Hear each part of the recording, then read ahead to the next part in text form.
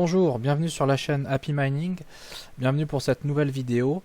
Alors aujourd'hui on va faire une vidéo un peu spéciale en se posant la question de l'investissement dans le minage de crypto en 2022. Est-ce que c'est toujours rentable le minage de crypto-monnaie en 2022 au mois de mai 2022 et comment calculer le ROI. Ça va être une vidéo un tout petit peu spéciale parce que j'ai eu des remarques de clients, de personnes qui me disaient c'est bien, il y a pas mal de vidéos de tutoriels techniques, mais ça serait bien d'avoir une vidéo un peu plus orientée débutants pour les personnes qui connaissent déjà le domaine des cryptos, qui en ont peut-être déjà acheté, qui font un peu de trading dessus, ils connaissent pas du tout le minage de crypto-monnaie, ça serait peut-être pas mal de repartir de la base et d'expliquer, de faire une présentation sur c'est quoi le minage, avec quoi on peut miner, comment calculer justement le ROI, le retour return on investment, le ROI. Voilà, comment on calcule ça et c'est quoi les contraintes, les problématiques dans le minage de crypto. C'est pas comme acheter des actions en bourse, c'est pas exactement non plus comme comment dire ce que je voulais dire, acheter des cryptos, voilà. Alors, on dit que faire du minage de crypto-monnaie, ça a été prouvé par d'autres youtubeurs américains. C'est plus rentable de miner de la crypto-monnaie que d'acheter de la crypto-monnaie. Voilà. Je ne ferai pas l'exercice de calcul aujourd'hui là-dessus, mais vous pourrez le trouver si vous cherchez. Voilà, donc c'est quoi le minage de crypto-monnaie en quelques mots, parce que donc la vidéo elle sera à la fois axée pour des débutants qui veulent comprendre ce que c'est, ce que ça vaut le coup d'investir, vraiment avec la casquette d'investisseur, costard cravate, la petite mallette avec les billets prêts à investir, et ça pourra aussi intéresser plutôt dans la seconde partie de la vidéo comment, pour quelqu'un qui mine déjà un petit peu ou qui est un peu plus dans le sujet, comment on calcule exactement le ROI, est-ce que c'est toujours rentable. Voilà, avec les différentes facettes de comment calculer ça, parce que c'est pas aussi simple que acheter une action en bourse et de voir le prix d'achat, le prix de revente, etc. Voilà, donc le minage de crypto-monnaie, c'est une technique, c'est un logiciel qui va tourner, qui va faire des calculs pour une blockchain, donc pour une crypto en particulier. Donc on va prendre l'exemple de l'Ethereum. Donc sur la blockchain de l'Ethereum, les transactions qui sont faites, les échanges d'argent, les transactions qui sont faites ont besoin d'être validées. Pour valider les transactions, donc pour sécuriser toute la blockchain, toutes ces transactions-là, il y a différentes techniques qui sont utilisées. Le minage, c'est une technique. On appelle ça du minage en proof of work, en preuve de travail. C'est basé sur des théorèmes et des calculs mathématiques qui permettent de valider une transaction qu'on va vouloir rajouter à la blockchain, valider des blocs. Donc on va faire tourner des ordinateurs, des machines informatiques, on rentrera dans le détail, qui vont faire des calculs, et en rétribution de ces calculs pour sécuriser les transactions sur une blockchain, la blockchain va récompenser les mineurs en leur donnant de la crypto. Voilà.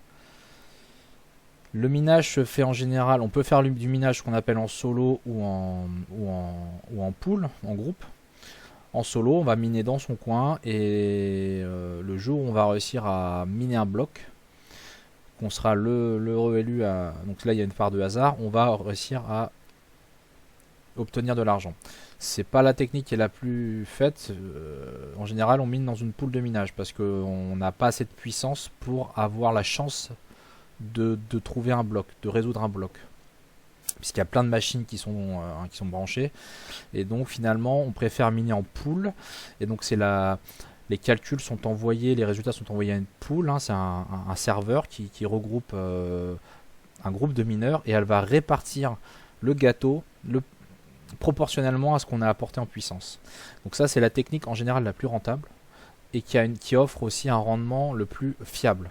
Voilà. Donc les calculs que je vais faire aujourd'hui, c'est basé sur des calculs en pool de minage. Voilà.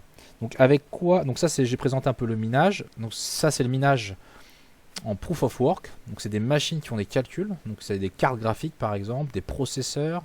Ça peut être aussi ce qu'on appelle des ASIC. Donc on va voir ça. Il y a aussi des blockchains qui utilisent d'autres techniques pour valider les transactions, comme le proof of stake, la preuve d'enjeu.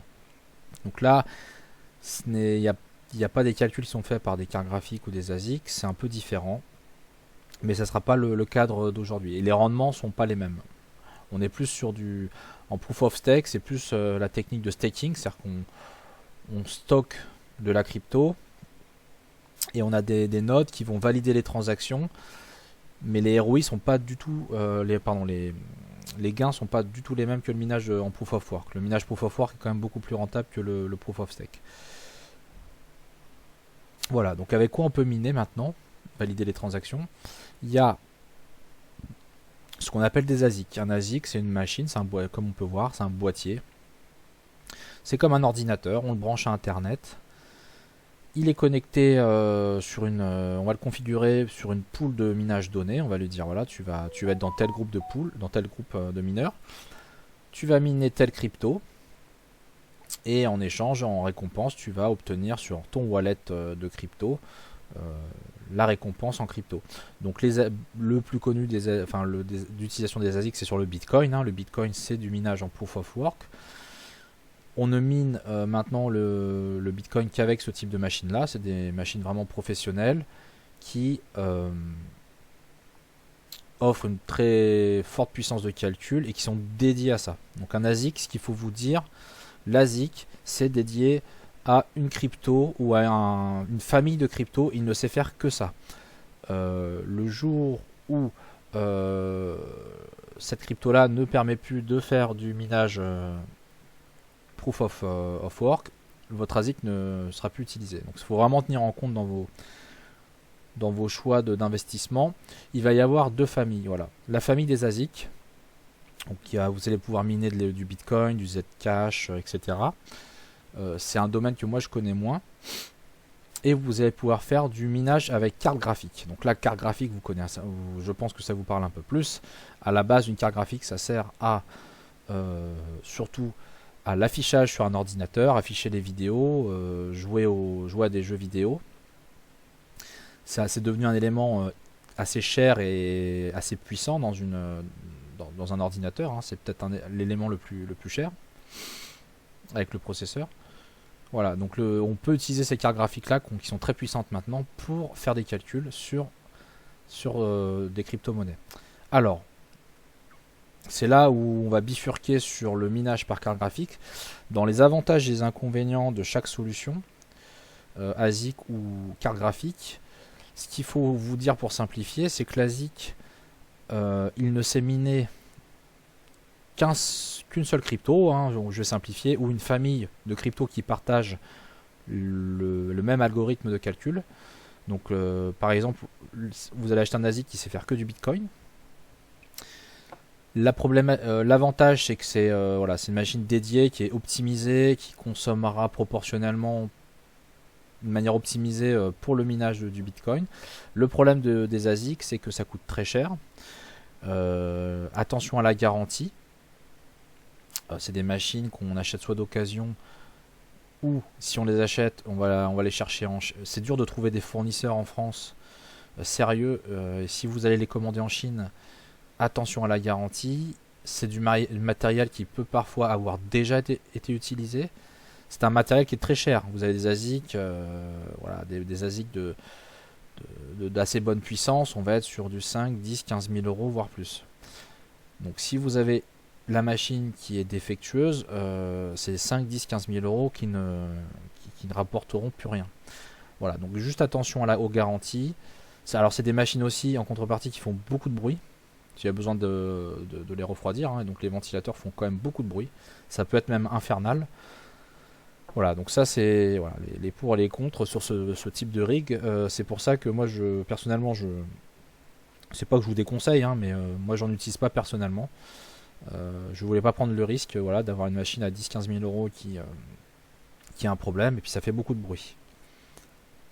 Donc ensuite vous avez le minage par carte graphique. L'avantage du minage par carte graphique, alors là on voit un exemple d'un rig. de minage. Le minage par carte graphique, l'avantage c'est que si vous avez quelque chose qui est défectueux sur votre rig, le coût pour changer et remplacer le composant est beaucoup moins important que sur un ASIC. Si c'était une carte graphique qui était défectueuse ou pas forcément la carte graphique, mais la connexion de la carte, on va dire qu'il y a une carte qui n'est plus, qui ne travaille plus, mais les autres oui, vous n'avez pas vous n'avez pas 5000 € de carte graphique qui ne tourne plus, vous en avez juste une. Voilà, les composants sont beaucoup plus faciles à trouver, sont plus standards, on va dire, que dans un ASIC. Donc si vous avez un problème avec une ALIM, vous avez juste à remplacer la LIM.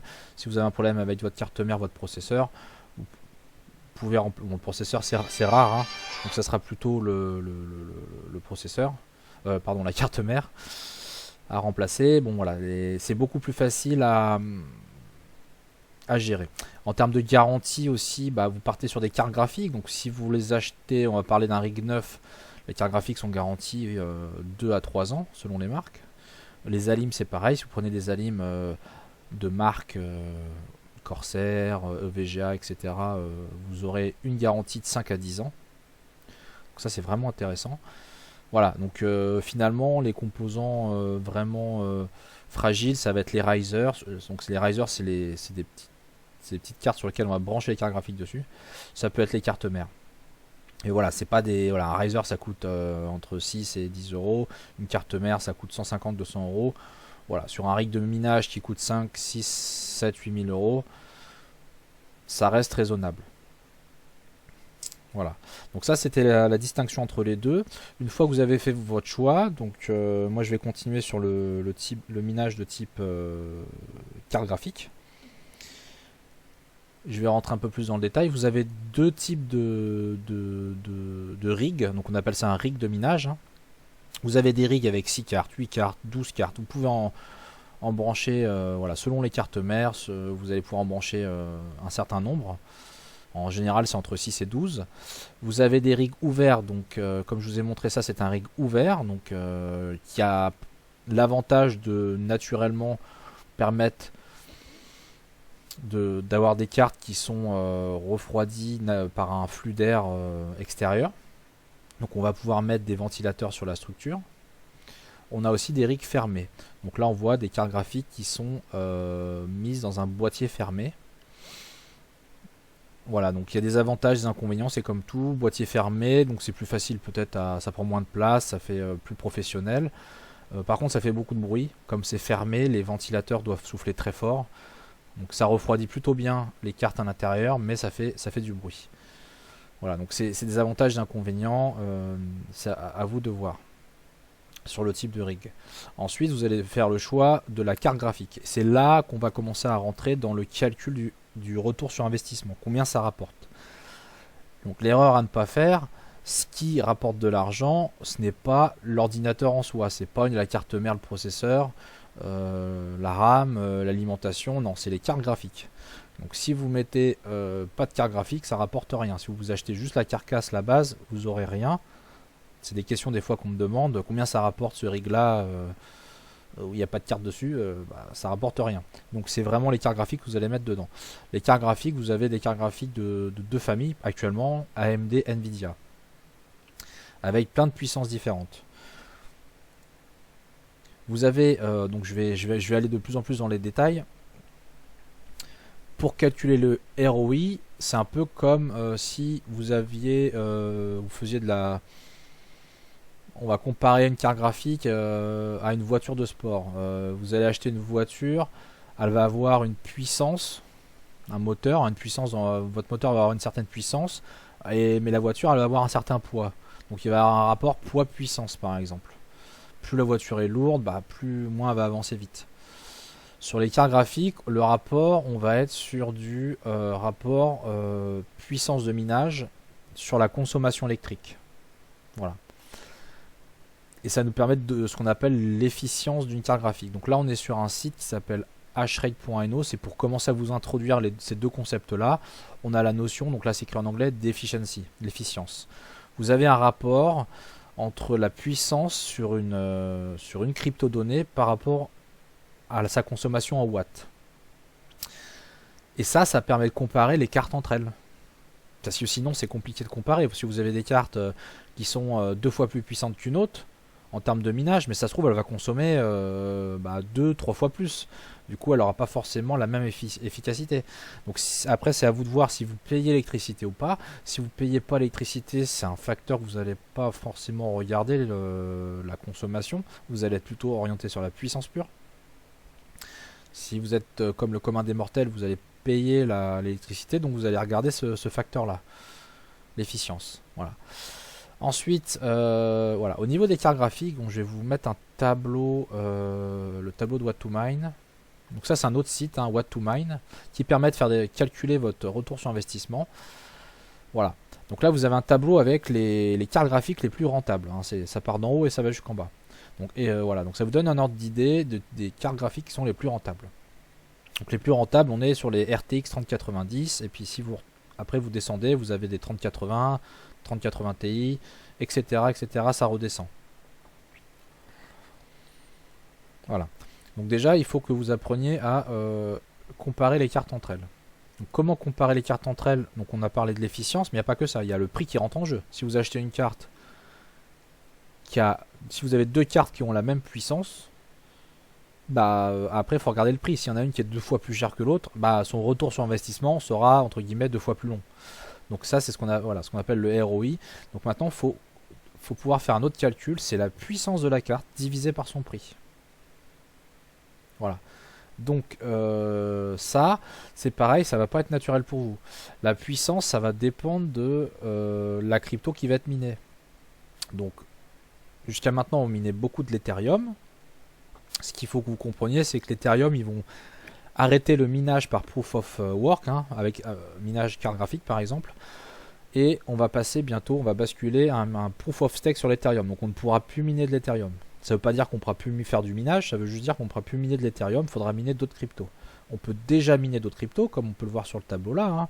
Donc ça, c'est des noms de coins, de cryptos. Voilà, donc on a le Toncoin, Ravencoin, le Flux, l'Ethereum classique, les Argo, le Conflux, le Beam, la Lithium. On peut même faire ce qu'on appelle dual mining, miner 2 cryptos en même temps. Des fois, ça vaut le coup. Voilà, donc vraiment, il y a pas mal de choses qu'on peut miner. Et c'est là l'avantage aussi par rapport aux ASIC, c'est ça que j'ai oublié. Un ASIC, il peut miner qu'une seule crypto, ou une famille de cryptos, comme on a dit. Une carte graphique, elle peut miner, elle est beaucoup plus polyvalente, elle peut miner plein de cryptos différentes. Donc c'est ça le gros avantage. Voilà, donc pour simplifier un petit peu, on va dire que les cartes de dernière génération, donc actuellement en mois de mai, chez Nvidia, si je reviens sur le tableau, la dernière génération, ce sont les RTX série 3000, donc tout ce qui est 3060, 3070, 3080, 3090, c'est les cartes de dernière génération chez Nvidia. C'est les cartes qui ont en général la meilleure efficience, parce que elles sont de dernière génération, c'est les plus performantes. Efficience en termes de consommation. Vous avez les cartes AMD aussi, hein, qui ne sont pas en reste, donc toute la série 6000, hein, c'est les dernières, les RX 6000, donc il y a 6600, 6700, 6800 XT, etc. Elles ont aussi des bons rapports d'efficience. Voilà. Donc il faudra vous faire un choix sur les cartes. Mais on va rester sur le côté investissement, on va essayer de pas non plus rentrer trop dans le détail. Le ROI, comment vous allez le calculer? Parce qu'après le choix des cartes, ça sera à vous de voir, mais le ROI. Donc là je vais prendre une carte qui est assez répandue sur le marché, une 3060 Ti LHR. Alors, on va prendre sur l'Ethereum, donc on va voir la puissance, ce qu'on appelle le hash rate, c'est la puissance de minage, elle est à 47,5 pour une consommation de 121 watts. Voilà. Donc les cartes, le prix moyen actuel, prix moyen, un bon prix sur ces cartes-là, on peut arriver à en trouver dans les 650 à 700 euros. Donc là je mets 700 $. Le coût de l'électricité, on va dire qu'on est à peu près à 18 centimes de dollars par kilowattheure. C'est peut-être 19 centimes, hein, mais c'est une tendance. Donc si je sauvegarde, on peut voir que sur l'Ethereum, ça nous rapporte 1,79$ par jour et 1,26$. Le 1,79$ c'est sans l'électricité. Si vous ne le payez pas, si vous payez l'électricité, il vous reste 1,26$ sur cette carte-là. Vous avez ensuite ce qu'on appelle le ROI. Donc il vous dit que si vous avez acheté la carte à 700 $, si vous payez pas l'électricité, vous allez la rembourser au bout de 392 jours, donc 13 mois. Et puis si vous payez l'électricité comme tout le monde, vous allez la rentabiliser en 550 jours. Donc là, 550 jours, parce que moi on est sur 18 mois. Voilà. Le ROI sur cette carte-là, à ce prix-là, est de 18 mois. Donc après, vous allez pouvoir comparer un peu les différentes cartes pour voir c'est quoi les cartes qui ont le meilleur ROI. En général, il y a des équilibres qui se font sur le prix moyen du marché des cartes. S'il n'y a pas une carte qui est deux fois plus en carte neuve, je parle.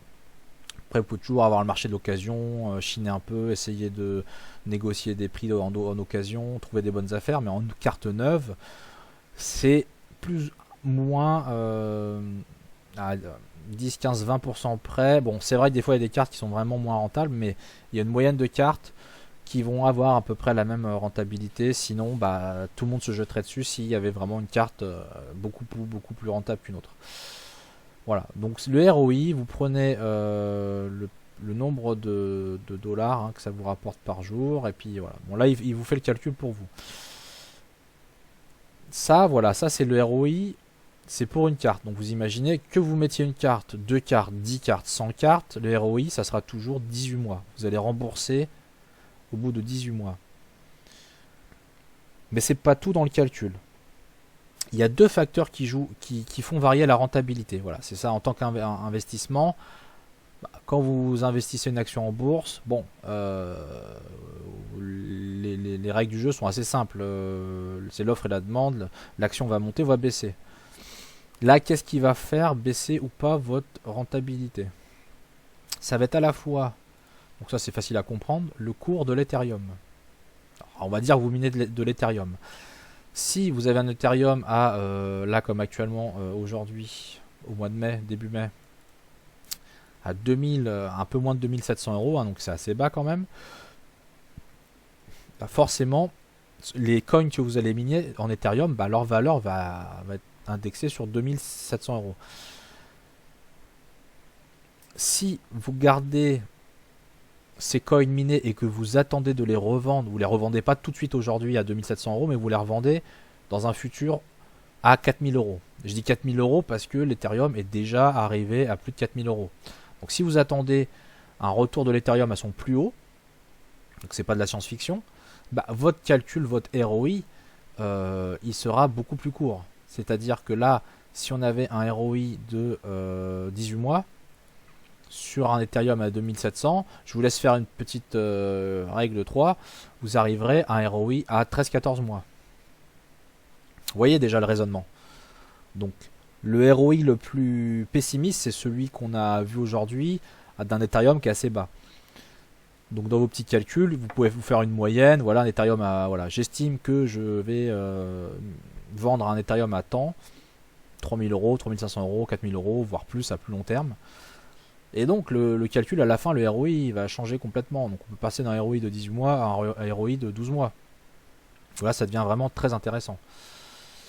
Qu'est-ce qui peut changer aussi la rentabilité, à part le cours de l'Ethereum, c'est les récompenses de minage. Pour simplifier, je vais faire pas 10 000 facteurs, mais le gros facteur qui va changer les récompenses de minage, c'est ce qu'on appelle la difficulté de minage. Pour simplifier, plus le réseau plus il y a de machines qui tournent, qui minent sur le réseau, plus le réseau a de la puissance, mais plus les récompenses sont réparties sur les mineurs. Donc plus il y a de gens, plus il y a de mineurs, plus les mineurs se partagent le gâteau en fait. Voilà, donc dans le temps, la puissance la difficulté de minage sur l'Ethereum, hein, en tout cas, il y a certaines cryptos, c'est pas le cas, mais sur l'Ethereum, ça a tendance à monter en continu. Donc là, on est à 13,73, alors c'est des pétas, bon, j'ai plus l'unité en tête, mais c'est des pétas H par seconde, un truc comme ça. On peut voir que l'année dernière, il y a un an, on était à 7,39. Donc là, ça n'a pas encore doublé, mais pas loin. Ça veut dire qu'il y a un an, pour la même puissance la même puissance que vous aviez, ça vous rapportait entre guillemets 2 fois plus de coins. Pas loin. Donc ça a doublé. Ça veut dire que dans le temps, votre rentabilité, si ça suit cette courbe là, ça augmente en continu, ça peut baisser. Mais il y a eu des cas où la difficulté de minage a baissé. Donc on peut voir qu'au mois de juin, alors que ça montait un peu, ça a baissé fortement. On est passé de 8 à 6. Bon, après depuis ça a eu une pente montante en général. Donc pour moi, c'est pour simplifier dans votre investissement, c'est les 2 facteurs. C'est le prix de l'Ethereum, la difficulté de minage à observer. Donc si vous êtes sur d'autres cryptos, si je vous montre par exemple le flux, vous allez voir bon, que ça peut vraiment... voilà, sur le flux, il y a eu des paliers où ça a monté, c'est redescendu, ça se stabilise sur le temps. Voilà. Ce qu'il faut vous dire, c'est que, par exemple, si on est en période de bear market, voilà, là actuellement, franchement, le minage en 2022, alors est-ce que c'est toujours rentable? Oui. En 18 mois, je viens de vous montrer que vous pouvez rentabiliser votre carte graphique, voire moins. Donc ça reste rentable. Après, le calcul à faire, c'est aussi de se dire combien de coins j'accumule. Donc si la difficulté de minage baisse, bah, vous savez que vous allez accumuler plus de coins. Donc en bear market, bon, même si ça a l'air d'être une rentabilité à long terme, hein, sur 18 mois, ce qu'il faut regarder, c'est aussi la difficulté de minage. Si elle n'est pas très haute, parce que ça peut arriver, hein, une crypto qui n'a pas l'air rentable sur un instant T, il y a des mineurs qui vont arrêter de la miner, vont miner autre chose. Bah, il y en a qui vont rester, qui vont accumuler des coins plus rapidement, parce que la difficulté a baissé. Et le jour où cette monnaie augmente, son prix augmente encore, voilà, c'est bingo quoi. C'est bingo, c'est bingo. La rentabilité effective a posteriori sera beaucoup plus élevée que celle estimée à l'instant T. C'est pour ça c'est un peu plus compliqué, voilà, de calculer un investissement là-dessus. Donc voilà, mais pour simplifier, on va dire que si vous vendez directement tout ce que vous minez à l'instant T, c'est les calculs qu'on voit là, on va être sur à peu près 18 mois sur une carte 3060 Ti. Et si vous gardez, par contre, vous faites l'extrême inverse, vous gardez toute la crypto, vous la revendez un jour où l'Ethereum sera à 4-5 000 euros, bah, admettons que vous attendez que ça double, hein, par rapport à la valeur actuelle, hein, des 2700. Si vous attendez que ça double, bah, votre ROI, admettons que vous vendez à 5 000 euros, bah, je simplifie le calcul, hein, vous passez de 18 mois à 9 mois. Donc voilà, après ça va dépendre aussi comment vous positionnez par rapport à l'avenir des cryptos. Est-ce que vous pensez que c'est sûr ça va décoller, c'est que le début, ou est-ce que vous n'êtes pas sûr du tout? Ça va dépendre aussi de ça, de votre croyance par rapport à l'avenir des cryptos. Ce qu'il faut se dire, c'est que le minage de crypto, si c'était pas du tout rentable, bah, en fait, même à la base, ça sert, faut pas l'oublier, ça sert à sécuriser les transactions. S'il n'y a pas assez de puissance, s'il y a des mineurs qui arrêtent complètement de miner certaines cryptos parce que c'est plus du tout rentable, un minimum, bah, la crypto n'aura plus assez de puissance de calcul pour valider cette transaction, et la crypto, ça pourrait la détruire en fait, puisque on pourrait avoir des mineurs mal intentionnés qui ont assez de puissance, puisque tout le monde est parti pour prendre le contrôle de cette crypto là. Mais c'est pas non plus dans leur intérêt. Donc parce que ils vont obtenir des coins d'une crypto qui a complètement perdu de valeur puisqu'elle n'est plus sécurisée. Voilà. Donc voilà, dans votre calcul d'investissement, il faut faire des choix. Vous êtes sur des ASIC, carte graphique. Est-ce que vous allez acheter de l'occasion, du neuf? Voilà. Donc j'espère que ça vous aura appris des choses.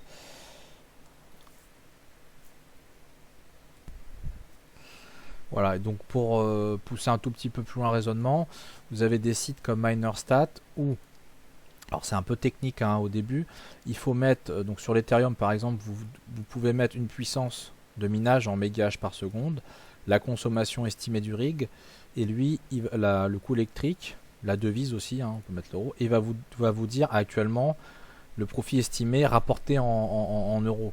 Mais comme je vous ai dit, par rapport à la valeur actuelle, donc l'Ethereum a une valeur assez basse actuellement, à 2700 euros. Voilà, mais donc ça peut, si vous voulez investir et que vous voulez pas non plus prendre de risques et avoir l'option la plus pessimiste, vous allez pouvoir faire ça. Donc les 3060 Ti, voilà, vous allez sur What2Mine ou sur hashrate.no, vous avez à peu près leur puissance, 47,5. Donc si je reviens sur Manerstat, vous avez bon, je vais prendre la petite calculette pour vous montrer. Vous voulez, admettons, voilà, vous voulez une puissance, on va dire une puissance de 1000 MHz. Donc 1000 divisé par 47,5, c'est le nombre de cartes que vous allez devoir acheter en 3060 Ti. 21 cartes. Voilà, pour avoir 1000... alors, la consommation, vous pourrez la trouver aussi sur les sites. On va dire que c'est des cartes, donc vous avez, bon, vous avez 21 cartes fois 120, alors on va dire 130 watts. Vous avez 2700 watts. Bon, après, il faut rajouter la carte mère, etc. Ça fait à peu près 3000 watts. J'avais fait le calcul pour un client. Voilà, 1000 MHz, 3000 watts. En euros, vous payez 18 centimes d'euros le kilowattheure. Calculé. Voilà, donc début mai, sur 30 jours, votre rig rapporte 1062 euros. Ça, c'est si vous ne payez pas l'électricité. Ensuite, vous payez votre électricité. Hein, donc ça, en France, malheureusement, ça commence à coûter un petit peu plus cher qu'avant. Et donc, à la fin, il vous reste 680 euros. Avec la valeur actuelle de l'Ethereum. Évidemment, ça c'est si vous vendez les coins que vous allez miner. Si vous les gardez et que vous attendez par exemple que ça double, et bah virtuellement ça vous aura rapporté, au lieu de vous rapporter 673 euros, ça vous rapportera 1300 euros. Par contre, ce qui est intéressant, c'est ça vous dit les rewards. Donc les récompenses, sur 30 jours, vous allez accumuler environ 0,40 Ethereum. Tous les mois. Et donc vous pouvez aussi vous faites votre calcul en vous disant bah je sais que tous les mois je vais accumuler 0,40 Ethereum et que je sais que je les vendrai pas avant une certaine valeur. Ça vous permet de voir aussi à combien vous allez les revendre. Voilà. Et donc si on refait le petit calcul, donc si vous achetez des cartes à 600, bon je vais faire ici 650 euros, hein, les TTC neuves des 3060 Ti et la chair, vous en avez 21, vous êtes à 13 600. Il faut compter, on va arrondir à 15 000 euros, c'est pour acheter le reste du matériel. Hein. Les cartes graphiques elles sont installées dans des rigs. Donc il y a une structure, il y a des alimentations, carte mère, processeur, elles sont branchées dessus. Voilà. Si vous divisez par 675 euros, avec donc on arrive à un ROI de 22 mois. Alors, vous me direz, j'ai dit 18 mois tout à l'heure, là on est à 22 mois. Alors déjà, les calculateurs, ça change selon les sites, hein, il y a des petites variations. Et là, j'ai inclus à la louche tout le matériel. Hein. Donc tout à l'heure, on était sur une carte graphique. Là, on a le reste du matériel. Donc on passe à 22 mois en comptant tout le matériel. Mais comme ça, vous avez au moins tout le... Il n'y a pas de zone d'ombre dans le calcul. Ce qu'il faut du coup aussi réfléchir, c'est que vous allez pouvoir quand même aussi revendre le matériel. Donc là on parle de cartes qui sont neuves, hein, et que vous allez pouvoir, les cartes sont garanties entre 2 et 3 ans, vous pouvez les revendre aussi. Donc ça peut rentrer aussi dans votre calcul. Vous pouvez garder une valeur résiduelle de 1/3 du prix par exemple, ce qui n'est pas non plus extravagant. Entre 25%, 30% du prix, vous pouvez estimer que vous allez le récupérer. Donc déjà ça changera pareil le retour sur investissement. Hein. Donc voilà, donc là en étant vraiment pessimiste sans revendre les cartes, avec la valeur actuelle de l'Ethereum qui est très bas, on est 18, 20, 22 mois. Si vous gardez les cryptos longtemps, vous les revendez au bon moment. Si vous revendez vous arrivez à revendre un peu votre matériel, dans les faits, honnêtement, vous pouvez vous en sortir sur 1 an. Et si vous, voilà, entre 1 an et 13-14 mois, si vous faites attention. Voilà, et donc dans tous les cas, oui, ça reste rentable. Dans tous les cas, oui, ça reste rentable de miner de la crypto. Voilà pour ce raisonnement-là. Ensuite, alors oui, je m'attends aussi à avoir des commentaires sur ah mais la fiscalité aussi des cryptos. Alors oui, voilà, il y a aussi la fiscalité. Donc, bon, si vous n'êtes pas un gros mineur, bon, en théorie, normalement pour faire du minage, il faut avoir une société, au moins sous forme de micro-entreprise. Ou une vraie société. Après, voilà, là, il y a beaucoup de mineurs qui font ça comme ça en tant que particulier, qui vont pas forcément déclarer ça. Si vous le faites via une société, vous allez quand même avoir des avantages. C'est-à-dire que, ok, vous allez devoir déclarer les gains du minage et payer de l'impôt sur les sociétés là-dessus. Donc ça peut être potentiellement 25-30% qui partent. Par contre, vous allez pouvoir acheter tout le matériel sur la société, vous faire rembourser l'électricité. Donc l'un dans l'autre, pour une société en mode société, pour moi, on n'y perd pas trop de faire en société. C'est-à-dire qu'ok, on va devoir. Après, vous pouvez toujours, hein, faites ce que vous voulez. Vous pouvez vous débrouiller pour déclarer une partie des cryptos, mais pas la totalité. Ou garder le plus possible en crypto pour acheter d'autres choses en crypto et pas le ressortir en euros. Mais bon, la fiscalité là-dessus, ça a un peu évolué. Normalement, maintenant, il faut quand même, même si on garde la crypto et on se dit, bah, tant que je le récupère pas en euros, en fiat, j'ai pas besoin de le déclarer. Normalement, maintenant, il faut quand même déclarer les récompenses de minage. Voilà. Si vous voulez être clean, vous allez les déclarer, vous allez payer de l'impôt sur les sociétés là-dessus, ou de l'impôt sur le revenu selon le mode d'imposition de votre société, mais en contrepartie, vous allez pouvoir passer en frais le matériel et l'électricité. C'est quand même vraiment intéressant. Si bon, vous êtes un petit mineur et que vous n'allez pas créer une société comme ça, ça sera à vous de voir. Vous êtes censé les déclarer sur votre impôt sur le revenu. Et voilà, donc ça à vous de faire les petits calculs dans votre tranche d'imposition. Ça peut être 20-25% qui partent. Voilà. Donc ça, c'est si vraiment, voilà, vraiment vous êtes tout l'étendue du calcul global là-dessus. Mais après, c'est comme tout. Si vous achetez des actions en bourse ou ou même des cryptos, si vous avez des plus-values, des plus-values sur les cryptos, vous êtes censé aussi les déclarer. Donc c'est pas dans tous les cas, même en bourse, voilà, c'est pareil, on est censé officiellement les déclarer. Voilà. Voilà, donc j'espère que cette vidéo vous aura intéressé, vous aura appris des choses et que ça va vous donner envie d'investir quand même dans les minages de crypto, parce que c'est quand même quelque chose vraiment de passionnant. Et si ça peut vous aider à diversifier un petit peu si vous investissez déjà dans les cryptos mais pas dans le minage, j'espère que voilà, ça vous aura aidé à y comprendre un peu plus. A bientôt sur la chaîne Happy Mining.